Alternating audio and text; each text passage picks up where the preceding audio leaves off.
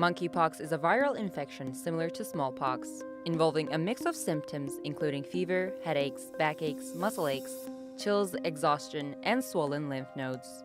A rash can erupt on the skin and spread all over the body, but is usually mostly concentrated on the face, before a scab is formed and eventually falls off. The monkeypox virus usually causes mild illness in patients. Symptoms can appear between 5 to 21 days after infection, and the virus can last for 2 to 4 weeks. The infection can spread when someone makes contact with an infected person or with something they have touched and contaminated. However, the risk of transmission to the general population is very low. The virus mostly affects a younger age group, and up to 10% of people with monkeypox may die. Monkeypox primarily originates in the tropical rainforests of Central and West African countries, and it is mainly spread through wild animals. The World Health Organization says that the natural reservoir of monkeypox has not yet been identified, but the virus mostly transmits from rodents and primates. The infection was first discovered in 1958, after a pox-like disease outbreak occurred in monkeys used for research. The first human case of monkeypox was recorded in the Democratic Republic of the Congo in 1970. The most recent monkeypox case was confirmed in England on May 7th, with 2 new cases emerging since then. Currently, there is no specific treatment for monkeypox. Although a new vaccinia-based vaccine was approved for the prevention of smallpox and monkeypox in 2019, it is not yet widely available to the public. And until recently, she had never even seen a suspected case of monkeypox. There was a feeling of, oh my God, like, are we really seeing a case? And there's, we're a little bit shocked. But this week, there have been 17 possible cases of the contagious virus reported to public health officials in and around Montreal. So far, we have a few links of travel. We have this case, particularly in the United States. One American man recovering in hospital recently traveled to Canada. The virus has also shown up in clusters in the UK, Portugal, Sweden, Italy, and is being investigated in Spain. Unusual, as it is rare to see the illness outside of Africa. Is this a new variant of this virus that is more transmissible human to human? Or is it that this virus emerged into conditions that were just right to allow it to spread? Monkeypox spreads through close contacts or even aerosols and is a cousin of smallpox, something most Canadians over 50 would be vaccinated for.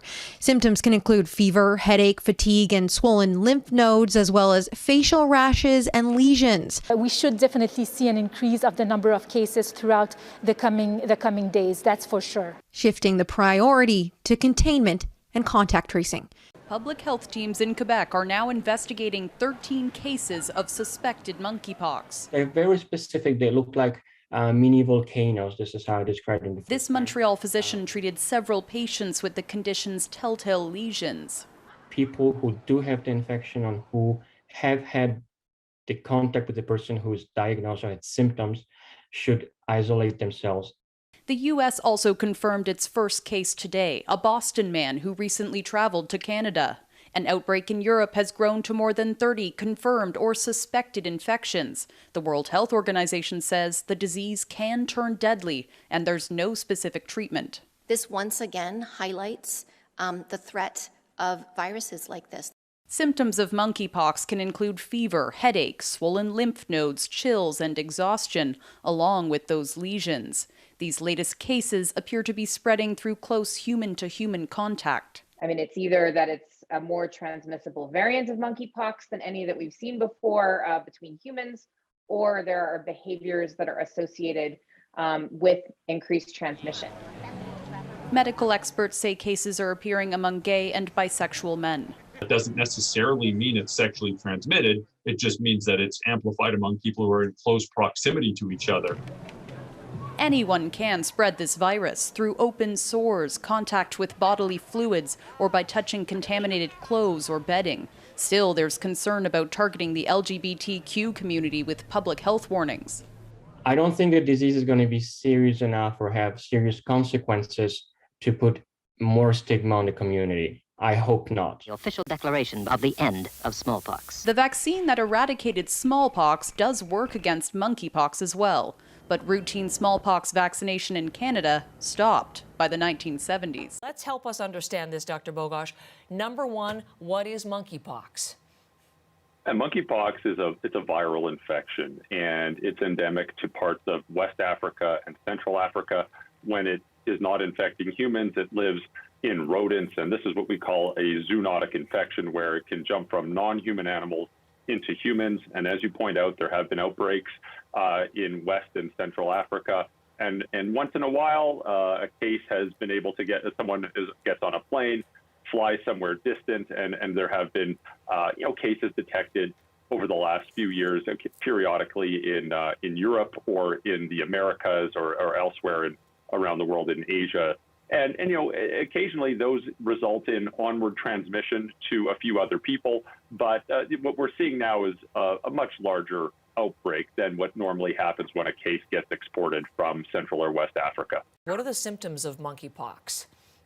So after someone's exposed to this virus, it usually has an incubation period of about 10 to 14 days, up to 21 days.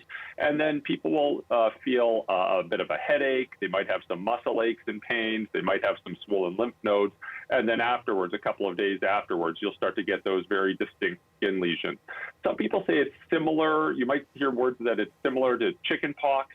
It is and it isn't. With chickenpox, when you see the skin lesions, those classic skin lesions emerge, they're of different ages. So some are erupting at the same time that others are receding and scabbing over. With monkeypox, it's similar to an infection that has been eradicated from planet Earth. It's similar to smallpox in that the lesions typically are all the same age. They'll usually erupt mostly at the same time, and they'll roughly be at the same level of development. And fortunately, the vast majority of people will recover from this and will do just fine. But there obviously can be people on the sicker end of the spectrum. Luckily, that's the minority of cases. And so far to date, we haven't heard of any people impacted by this that have had a more severe illness. But of course, we know it can happen. Okay, that's good to know. I was going to ask you that. So we know it's rare. We know it's by and large not serious, but it can be. The cases that we're tracking from what we're hearing, including the man in the States in Massachusetts, in hospital but recovering well. It makes me ask, so it's gone from, it seems, from animals to human. What we know about the cases in Montreal is these were cases reported by sexual transmitted infection clinics, awaiting final confirmation. But they were the clinics that flagged this, and it seems to be, and in cases in Europe as well, gay men, bisexual men, men who have sex with men. As far as transmission, what do we understand about how it's transmitted, and could there be a sexual transmission component to this? Right. So this is very interesting as well. So we know, first of all, let's acknowledge that there's not a ton known about this. This is what we call a neglected tropical infection or a neglected tropical disease, in the sense that it's, along with many other infections that plague low-income countries, there's just not a ton of research on this. But there is some, and we do know something about this. Based on some of the outbreaks in the past and some of the studies, we know that people can get this by direct contact with some of the lesions, or direct contact with bodily fluids from infected people, from close contact with individuals, so being in close proximity for a prolonged period of time. And of course, there still are more distant contact, more distant infections. Those don't seem to be the majority, but that certainly can happen. When we talk about people getting this infection through sexual contact, what's really unknown is, was that just because of close and direct contact with the lesion, or was it actually sexually transmitted?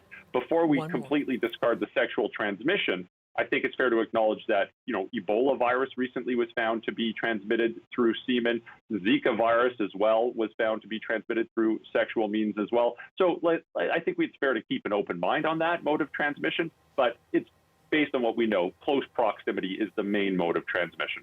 Okay. There's more online at cbcnews.ca in terms of treatment and prevention and things of that nature. Just one quick point on this before I ask one final question. I'm going to squeak in one.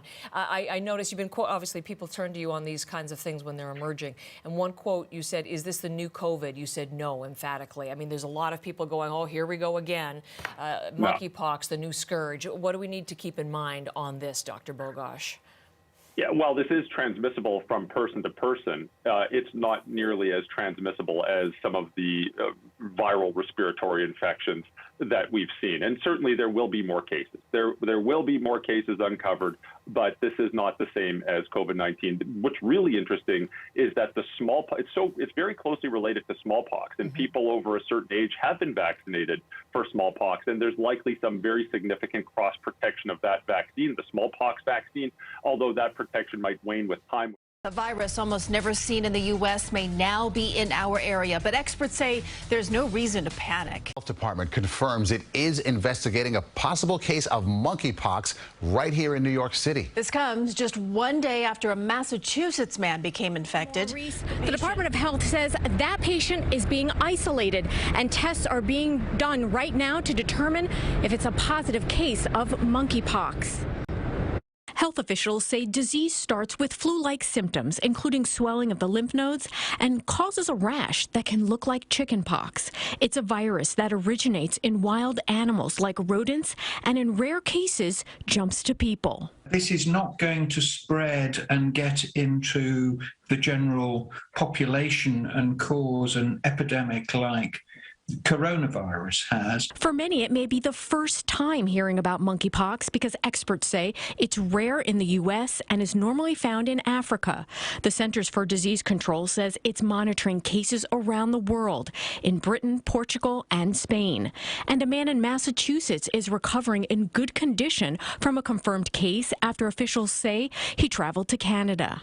Massachusetts health officials say they're now trying to find people the patient may have been in contact with while infectious. We are in the process, as you can imagine, of working with public health authorities on contact tracing. Doctors say most patients recover in a few weeks, and while the CDC says it's preparing for other potential cases, there's no reason to panic. They tell us not to worry, and then they tell us also that it's not going to spread like COVID. In another report, they'll tell us it's just like smallpox and it's contagious. This is their way of bringing back in smallpox, because they can't just have smallpox outbreaks when it's been eradicated. So what they have to do is bring in these monkeypox, what it really is smallpox, okay? And they're just calling them monkeypox because they look exactly like smallpox. And this is their dark winter. This is what they've been talking about. I warned you guys about this in my other video, and I'll link it in the description box so you can watch that one about how they ran the dark winter drill, and they did that in 2011 right before 9/11. I mean, this is real. This is what's happening right now. They all talked about it too, warning about some dark winter. We are facing a very dark winter. Unless we all recommit to the common sense measures that got us past the first horrendous months of this pandemic, we are in for a long, dark winter. We're about to go into a dark winter, and he has no clear plan. We're going to have a dark winter at all. Without better planning, 2020 could be the darkest winter in modern history. Joe Biden is promising a long, dark, painful winter. No, he said long, dark winter. Oh, that's great. That's wonderful. That's just what our country needs, is a long, dark winter. But warning of a dark winter. There's a need for bold action to fight this pandemic. We're still facing a very dark winter. Yes, well, I mean, this is the dark winter that Joe Biden was, constantly threatening during the campaign.